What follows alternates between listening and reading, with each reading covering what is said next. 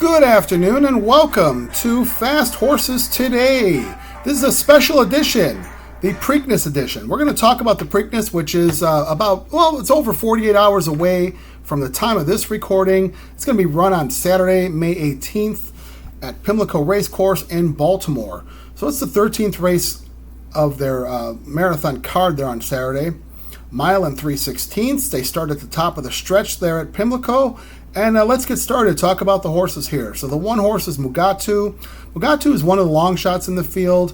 Don't really have much on this horse. Joe Bravo's riding the horse. Joe Bravo's been a long-time rider on the East Coast. I'm not sure if he's ridden in a Preakness or not, but there's Joe's chance. But I don't really see much here for the one horse Mugatu. This horse was in the on the also eligible list for the Derby, but didn't draw in, so this was his next chance to run. The 2 is Uncle Heavy. Uncle Heavy's 15-1 in the program. I do think Uncle Heavy has a long shot chance to hit the board, get into your exactas and trifectas. This horse has been running in Pennsylvania. He's a Pennsylvania bred, so that certainly does make sense. Then they took this horse over to Aqueduct and ran him in a couple of the 3-year-old series there this past winter. The horse got up and won in the Withers, Grade 3 Withers, which that's a nice race to win.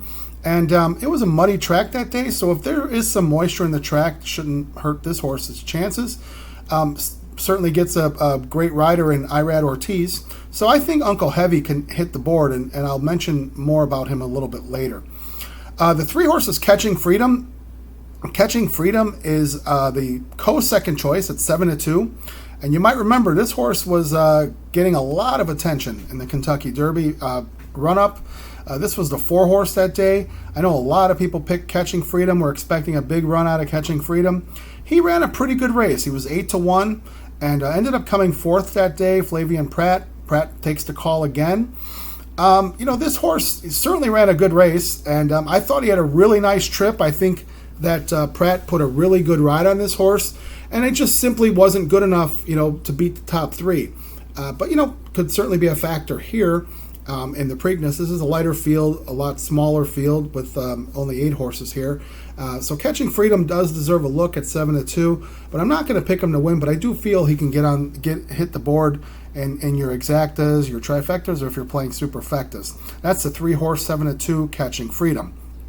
4 horse was Muth. We mentioned Muth was scratched, a couple days ago, so he's not running. Now the 5 horse is Mystic Dan. This is the 9-5 program favorite. Now that the scratch happened, he's the favorite here. And we all know Mystic Dan from his run in the Kentucky Derby to get up by a nose. I didn't have Mystic Dan that day. I didn't like him particularly. And, certainly was an upset for me. And didn't have him that day. But here's what I got on Mystic Dan. First of all, Brian Hernandez deserves all the credit in the world for the ride that he put on this horse. Brian Hernandez just put a masterful ride on this horse right out of the gate. Got the horse over to the rail clean. It just looked like there was a force field around this horse. Nobody was around him. It's such a clean trip for just around the whole time around the track. Only thing was turning into the stretch. He did a little bumping, which I think he caused it because he was coming through. He wanted to get his spot, which certainly created his spot and got that gift trip on the rail. Didn't hurt him. He was passing a tired horse. And he needed to save every inch because he ended up winning by a nose over the other 2 in Sierra Leone and Forever Young. So, do I feel Mystic Dan was the best horse that day? No, I really don't. But, he had a great trip. Hernandez just did everything he could to get, to get that horse up and did. But I just don't see a repeat here. He's the program favorite. I get it. He's the Derby winner. This is a lighter field. I'm not going to go with him again. Going to put him in my exotics and my trifectas, exactas, but not to win. He's 9-5 in the program. Hope he goes lower. It'll just be better off, for the horse that I actually do like. Let's go with the 6. 6 is Seize the Gray. He's 12-1 in the program, one of 2 Dwayne Lucas horses. I don't like this horse today, or on Saturday at the Preakness. I do feel this horse is going to be a pace factor. Coming out of the race that he last ran, he won the Pat Day Mile, which is a 1-turn mile over there at Churchill. There was some fast fractions put up in that race, and this horse was pretty close to the pace. So I feel like that sets him up to be pretty much a speed a factor here at Pimlico in the Preakness, and I hope he is, because it'll affect the outcome of the race. So I'm hoping that the 6 just gets out there, shows some natural speed, and gets his position to the first turn, and ends up being a factor, but certainly not winning or even hitting the board. I don't have the 6 horse with Seize de Gray. 7 is Just Steel. That's the second of the Dwayne Lucas horses. Now he's 10-1 in the program. This horse I did not like in the Derby, and he really didn't show up, didn't do too much there. I don't like him again. But this horse's claim to fame was running second in the Arkansas Derby at a big price.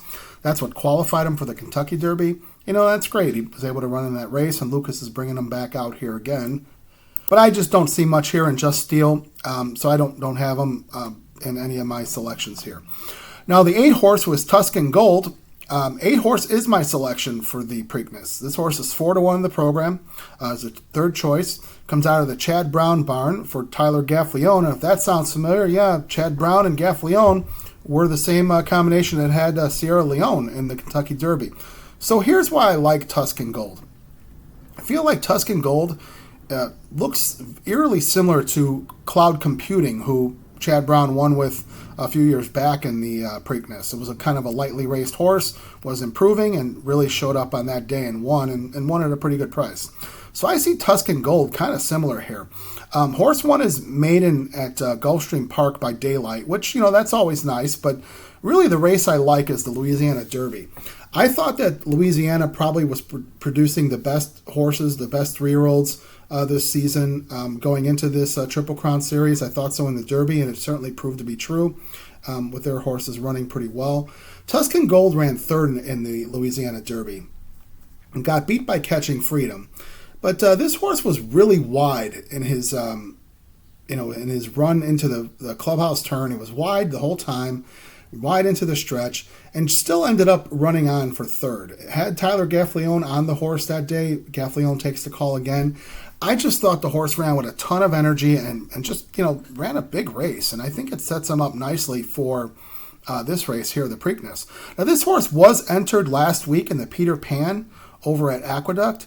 And they scratched him out of that race, in favor of this race. So that makes me think they're really high on this horse. And nothing against the Peter Pan, but certainly, it's probably better to win a Preakness, which is a grade 1 and a classic. And, certainly can propel your value in the breeding shed. So I think the Chad Brown barn made a smart move into going into this race here. So Tuscan Gold, 4-1 in the program. Would love to see that. That's going to be a win bet for me. And then finally, the 9 horse is the last horse of the field here. This is Imagination. He's a co-second choice at 7-2. Comes out of the Bob Baffert barn. Frankie Dettori riding. Now, Frankie Dettori is spectacular. Love the fact that he's still riding here in the United States. I'm always rooting for Frankie Dettori. But this horse, I'm not sure about him in the Preakness. I don't have him to win or even hit the board. This horse comes out of Southern California, out of the Bob Baffert barn. This horse won the San Felipe. It was a 4-horse field. He got up by a head, and that put him into the Santa Anita Derby, which he ended up coming second to Stronghold in that race. Dettori was on him that day too. Now, if you recall back in our Derby analysis, I didn't think much of the Santa Anita Derby. Didn't think it was a strong race this year, and I didn't like Stronghold, and Stronghold really didn't do much in the Kentucky Derby. So, this is a different race. It's a lighter field. This horse certainly has a chance to improve, but I just don't see this horse as being much here in the Preakness. Pace factor. I feel like, he's going to get battled a little bit for the lead, and, it'll soften him up for some of the other horses. So I don't have Imagination. I'll always root for Frankie Dettori. Maybe we'll play him in some races on the Preakness undercard, but certainly not in the Preakness. So let's recap here. The win bet here and the selection for the Preakness is the 8 horse, who is Tuscan Gold. And I've got a couple other bets that I'm going to make here. And, you certainly make your own decisions and add or subtract how you see fit. But here's what I like in the Preakness. I'm going to make a dollar trifecta key. I'm going to put the 8 on top. That's Tuscan Gold, with the 2, 3, and 5. The 2 being Uncle Heavy, the 3 being Catching Freedom, and the 5 being Mystic Dan. So that means that the 8, Tuscan Gold, has to win. and any of the 2, 3, or 5 could come second or third, and you'll hit that bet. That's a $6 bet. If you feel like you want to add more horses, please do so. I'm also going to make an exacta same way, 8 on top of the 2, 3, 5. So that means the 8 has to win. That's Tuscan Gold. And either the 2, 3, or 5 has to come second, and you can hit an exacta. So if you play that for $2, that's a $6 ticket as well. So those 2 tickets there are a $12 ticket. But again, add or subtract as you see fit. So I really appreciate you watching. Please hit the subscribe button if you can. Make some comments, like, dislike, and whatever comments you make, I'd like to hear from you, and I promise to respond. So thank you so much for watching. Let's get some good luck, some good trips. Good trips, remember, result in good luck, i.e. Mystic Dan. You saw what it did for him. And let's see some good racing, some safe racing. Thank you.